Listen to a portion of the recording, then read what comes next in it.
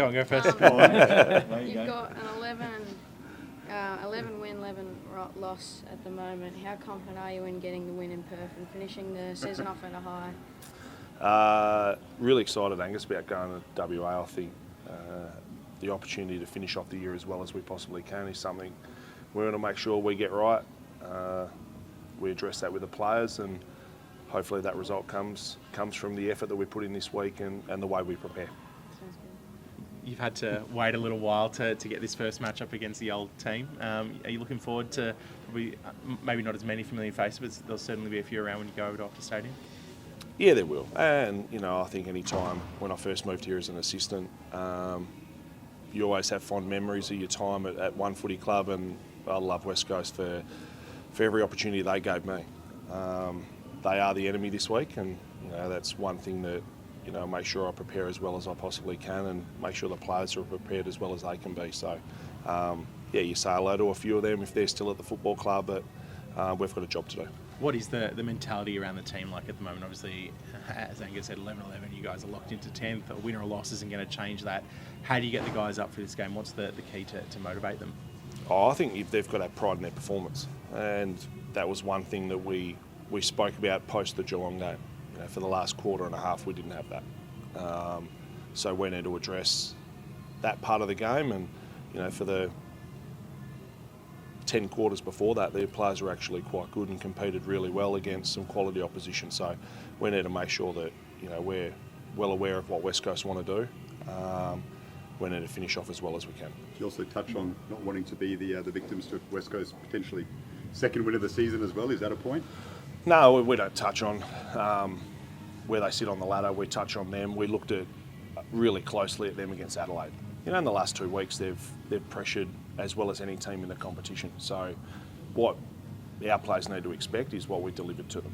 So, the results will take care of themselves. That's always been a big thing about the process, not the outcome. What do you make of the fixturing? So you play West Coast for the first time in round 24.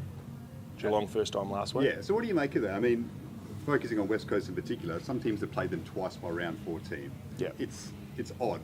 Your thoughts? Yeah, it is different. Now, I understand the dynamic of trying to get 18 teams, a lot of interstate teams into a schedule is tough to do. But it is strange that we play two teams at our last two games when we've played 5 or 6 teams twice. So, that's something that Tom upstairs can have a look at it when he goes over the AFL. But it hasn't helped you. Like, if someone's played the team on the bottom, regardless of their name, and they won one game all season twice by round 14, it helps their ladder position enormously. If you played West Coast earlier in the season, maybe the landscape of your season might be different. I mean, do you feel as if it's unfair in this instance? No, when we get the fixtures at the start of the year, it's like, okay, well, they are what they are. I think you can't predict who you're playing or who will finish where. So for us, it's where you finish. We understand that if you're in the top 6, middle 6, bottom 6, that you get certain teams that you're going to face the following year. Who knows how good each team's going to be in 2026 or 2025 when you're looking at the start of the year. So, no, I don't look into it too much. You just got to get on with what you can control, and that's not one of them. Grundy, good to go? Yeah, he's just got to get through training this morning. So, he trained at the start of the week, over the weekend, did everything he has to do, just has to tick off today, and then he'll be available. How is the rest of the team? Are there any guys that won't be making the trip, or that you're going, we don't need to see them make this trip this week? No, not at all. I think, and one thing we spoke to the playing group after probably the Giants game was, let's finish off as well as we can, and that's with personnel as well. So we want to make sure that that Dane will get on the trip and he'll fly, and our experienced players will still go.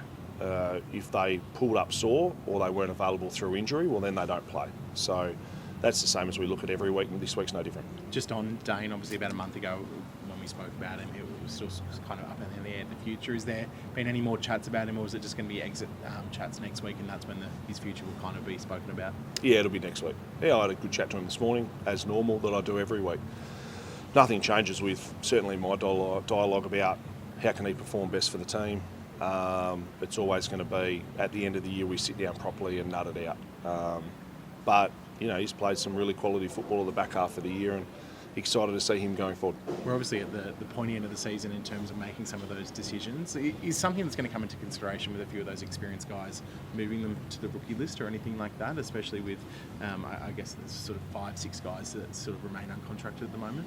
Yeah, I think that's one thing every club looks at, is the ability how you manage your list spots. And that's the hardest part, who's contracted, who's not, and how you can try and keep players on your list, but to do that you've got to delist before you re-rookie. So there's always some challenges in that as well, and the dialogue we have with the players is about improving our list.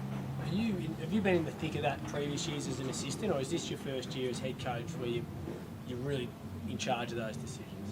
I've been sort of privy to some of the decisions as we go. Now you're fully in charge of them, and that's my job with obviously Leon, our head of football, and also Chris Keane, our list manager, is to work out what our list looks like going forward and how it's structured and who's on it. Is that a tough part of the job? Like, is this a treacherous time of year for you? Yeah, it is, and like anything, it's about trying to do that as well as honestly as you possibly can, and that's one way I will do it, is to make sure that players always understood that. I mentioned to them when I first took over that the club decisions come first. So that's what I'll always keep going back to. Do you need a lot of change, or what do you need looking at your list for next year? I think you always need change. I think you always learn about your list as the year progresses.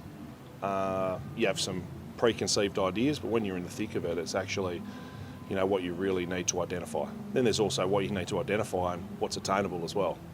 The game style that you wanted to implement with this team, are you confident with the large majority of the players that are here, that they will be able to adapt to that with another pre-season, and what you found, not just this last month, but throughout the year, the defensive focus, things like that, that this team can play the way you want them to? Yep. Yeah, I think we've got a really strong core group of players that can do what's required. We need to make sure that we have a really strong off-season period.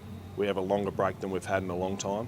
We need to maximise that. And then when they're back, continually work on things that are going to make us improve as a team.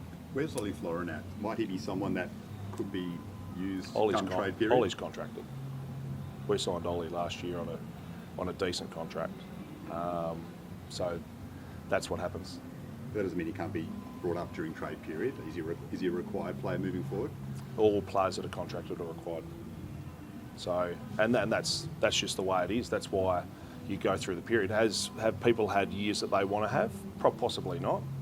And that'll be part of the exit that we sort of work out why didn't they? What can we improve over the off-season for them to have a really strong pre-season?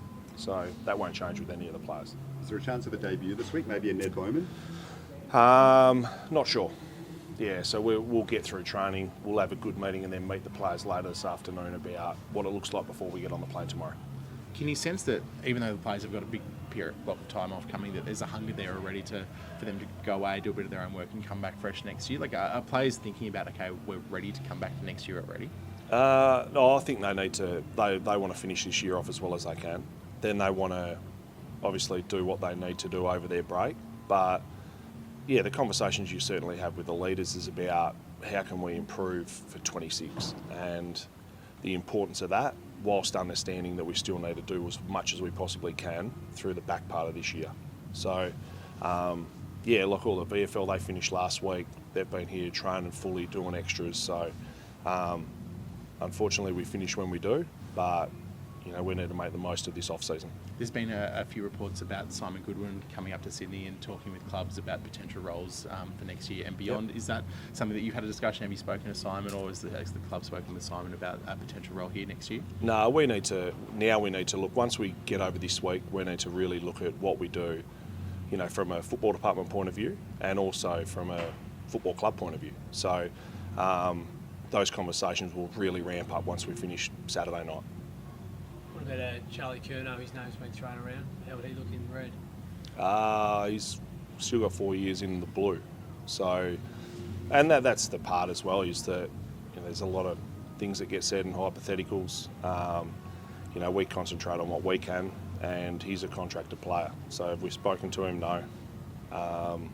And that's where we sit.